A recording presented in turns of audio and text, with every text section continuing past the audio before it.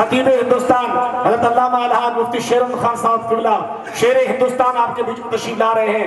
شایان شان آپ نعرہ جو استقبال فرمائیے. نعرہ تکبیر، نعرہ رسالت، مفتی اعظم راجستھان، شیر ہندوستان.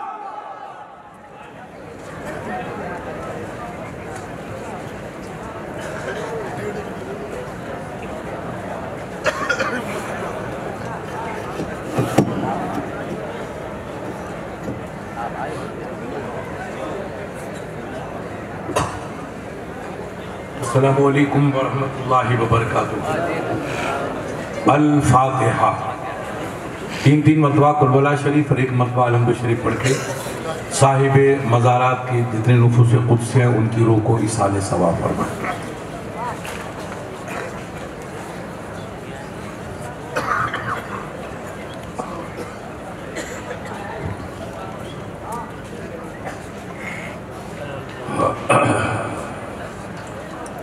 پروردگار عالم جو کلام ربانی کی تلاوت کا ہم سب لوگوں نے اجتماعی شکل میں شرف حاصل کیا ہے، نفوس قدسیہ کی روح اطہار کی نظر ہے تو قبول فرما. پیر علی شاہ علیہ رحمہ، پیر کبیر شاہ علیہ رحمہ اور ان کے احباب جو ان کے پڑوس میں آرام فرمائیں، سب کے درجات میں بلندیاں عطا فرما.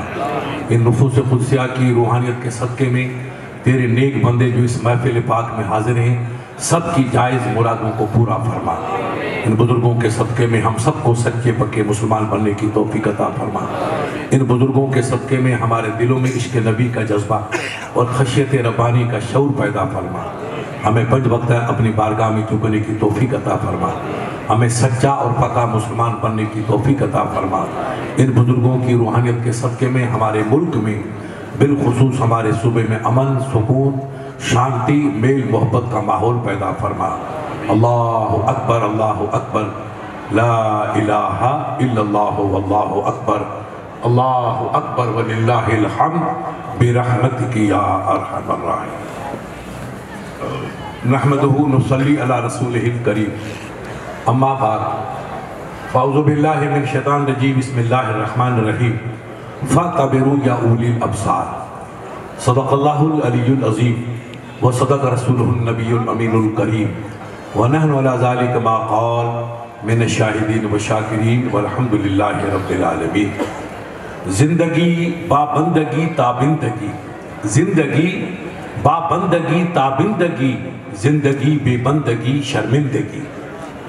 کی محمد سے وفا تو نے تو ہم تیرے ہیں، کی محمد سے وفا تو نے تو ہم تیرے ہیں، یہ جہاں چیز کیا لوح و قلم تیرے.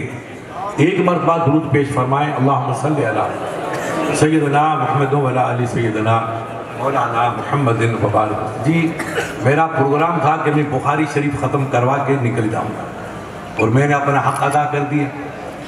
1 گھنٹے کی تقریر ہوئی، خوب پسینے کے قطرے ٹپکے، لیکن سید صاحب کا اصرار تھا کہ نہیں حضرت آپ تو، ارے میں نے کہا تقریر تو کر لی یار، بار بار تقریر کریں گے تو جلدی مر جائیں گے، کون پھر تقریر سنائے گا.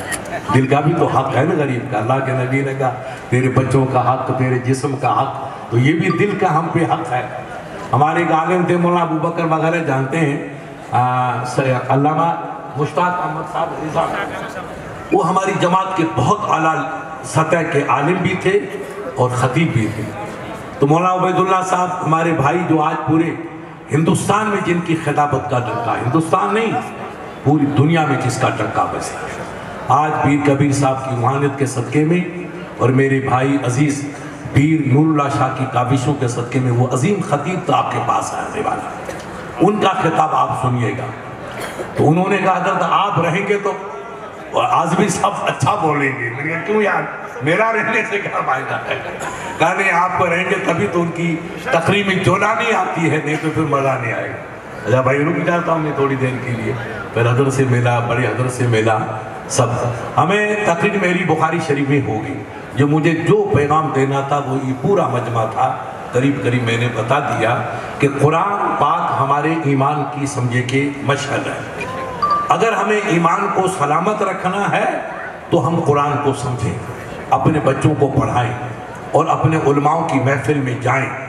آپ سیاست کرو، ہمیں کوئی اعتراض نہیں، الیکشن لڑو، کوئی اعتراض نہیں، مگر کھانے کے وقت تو کھانا بھی چاہیے اور سونے کے وقت سونا بھی چاہیے، نہیں تو زندگی کی شمع گل ہو جاتی ہے۔ قدرت نے ایک نظام بنایا، کھانے کے وقت آپ کھائیے، اللہ آپ کو تندرستی دے، اس کے بعد عبادت کے وقت میں آپ اللہ کی عبادت کیجئے، اس میں ہماری زندگی کا اصل روح اور فلسفہ مضمر ہے، اور آرام کے وقت آپ آرام کیجئے۔ ایک صحابی رسول تھے، ان کے وہاں ان کا دوست آیا، دونوں مقدس صحابی، تو انہوں نے کہا حضرت اب آپ کھائیے، تانی آپ میرے ساتھ کھائیں، خیر کھانا ساتھ کھائے، اس کے بعد کہا حضرت اب آپ آرام کیجئے اور میں نفل پڑھوں گا، کہ نہیں آپ ابھی آرام کریں، اس لیے کہ اللہ نے آپ کے جسم کا آپ پہ حق رکھا، آپ کے بچوں کا بھی آپ پہ حق ہے، آپ کی اہلیہ کا بھی آپ پہ حق ہے، اور آپ کے ماں باپ کا بھی آپ پہ حق ہے، لہذا آپ آرام کریں۔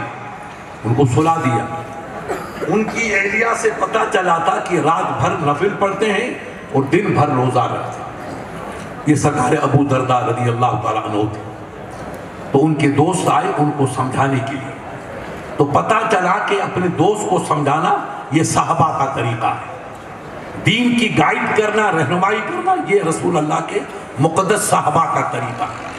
ہم جو بات نہیں جانتے ہیں وہ اپنے عالموں سے پوچھیں، اپنے بزرگوں سے پوچھیں، جو یندہ یابند ہے پوچھنے میں آئے بنے، جو پوچھتا ہے وہ منزل کو پاتا ہے، جو نہیں پوچھتا وہ بھٹک جاتا ہے۔ ہمیں اسلام کی حقیقت نہیں آتی ہے تو ہمیں اپنے عالموں کی محفل میں جا کر پوچھنے میں کوئی نقص نہیں، کوئی عیب نہیں، پوچھیں گے تب دین ملے گا ورنہ دین نہیں ملے گا۔ ایک ہمارے عالم میرے دوست ہیں حیدرآباد کی، انتقال ہو گیا، بزرگ تھے سید کاظم پاشا صاحب، وہ بمبئی میں کہا کرتے تھے صاحب بڑا اعلیٰ قسم کے تھے کہ حضرت ہم کیوں نہیں اپنے بچوں کو پڑھائیں، ہم کیوں نہیں عالموں کی صحبت میں بیٹھیں، ہم کیوں نہیں خانقاہ کی زندگی کو اپنائیں، ان کا قرب حاصل کریں، تب تو ہم کو دین آئے گا، بغیر حاصل کیے تو حاصل ہو نہیں سکتا ہے۔ آپ دیکھیے سائیکل، اس زمانے میں گاڑیوں کا رواج نہیں، 70-72 کا قصہ، ایک سائیکل اگر پنچر ہو جاتی ہے تو اس کو درست کرنے کے لیے کتنے پاپڑ بیلنے پڑتے ہیں، وہ سیکھنا پڑتا ہے۔ وہ تقریب میں کہتے تھے بمبئی میں، اب آگے آ جاؤ آگے جاؤ جگہ پہ ذراتے رہا، ایک سائیکل کو درست کرنے کے لیے آپ اتنی تکلیف اٹھاتے ہو، کپڑے کالے ہوتے ہیں، ہاتھ کالے ہوتے ہیں، تب جا کر کے آپ مستری بنتے ہو۔ تو کیا اللہ اور رسول کو پہچاننے کے لیے علم نہیں پڑھنا چاہیے؟ بغیر علم کے ہم خدا کو کیسے پہچانیں گے؟ آپ کے اللہ کے ولیوں نے فرمایا پے علم چون شمع باید گداخت کہ بے علم نہ توارا خدارا شرا، علم کے پیچھے اتنی کوشش کرو جیسے مومی شمع جل کر کے خاک ہو جاتی ہے مگر آپ کے کمرے کو روشن تابندہ کر لیتی ہے، وہ خود جلتی ہے تب آپ کے کمرے کو چمکاتی ہے، اگر نہ جلے تو کمرہ میں اندھیرا رہے گا۔ تو اگر ہمیں دین سیکھنا ہے تو مومی شمع کی طرح جلنا ہوگا، تب جا کر دین کی روشنی ہم دنیا میں اجاگر کر سکتے ہیں، اس کے بغیر نہیں ہو سکتی ہے۔ اس لیے ان مدرسوں کی آپ پاسبانی کریں، اپنے بچوں کو علم پڑھائیں، اپنے گھروں میں اپنے بچوں کو قرآن پاک پڑھائیں۔ حدیث پاک ہے اِنْدَ ذِکْرُ الصَّالِحِينَ تَنَزَّلُ الرَّحْمَةُ، جہاں اللہ کے نیک بندوں کا ذکر ہوتا ہے وہاں رب کی جانب سے رحمتوں کی بارش ہوتی ہے۔ جب اللہ والوں کے ذکر سے رحمت برستی ہے، مجھے بتاؤ کس کے ذکر سے؟ زور سے بولو، اللہ والوں یعنی اولیاء کرام، یہ حدیث ہے، اولیاء کے ذکر سے جب رحمت برستی ہے تو میرا بھائی خدا کے ذکر سے رحمت نہیں برسے گی؟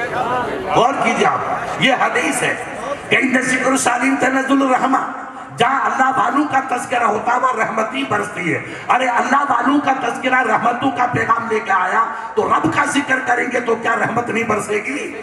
اور قرآن میرا عزیز اللہ کا ذکر ہے، قرآن وہ ذکر اللہ۔ آپ نے قرآن کی ایک سورت پڑھی قُلْ هُوَ احد اللہ الصمد لم یلد ولم یولد ولم یکن لہ کفوا احد۔ یہ ہمارے مولانا تاج محمد شیخ الحدیث بیٹھے ہیں، شیخ الحدیث سے پوچھو، یہ بیضافی بھی پڑھاتے، بیضافی کی ابتدائی میں لکھا ہے، آپ یہ ایک صحابی رسول کی حدیث ہے کہ آپ یہ نہ سمجھیں کہ الف لام میم ایک لفظ ہے، بلکہ الف ایک لفظ ہے، لام دوسرا لفظ ہے اور میم تیسرا لفظ ہے۔